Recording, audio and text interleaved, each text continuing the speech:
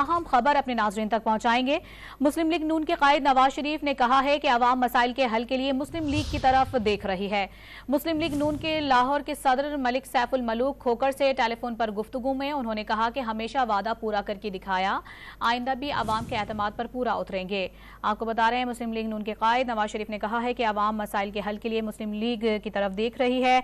आपको बताते चले मुस्लिम लीग नून लाहौर के सदर मलिक सैफुल मलूक की टेलीफोनिक गुफ्तगू हुई है कायद पाकिस्तान मुस्लिम लीग नून के कायद मियां मोहम्मद नवाज शरीफ से, और उनकी जानिब से ये कहा गया है कि अवाम मसाइल के हल के लिए मुस्लिम लीग नून की तरफ देख रही है। नवाज शरीफ की मुस्लिम लीग लाहौर के सदर सैफुल मलूक से इस हवाले से गुफ्तगू हुई है। हमेशा वादा पूरा करके दिखाया है, आइंदा भी एतमाद पर पूरा उतरेंगे, ऐसा कहना था नवाज शरीफ का। टेलीफोनिक गुफ्तगू पर अवाम मसाइल के हल के लिए मुस्लिम लीग नून की तरफ देख रही है।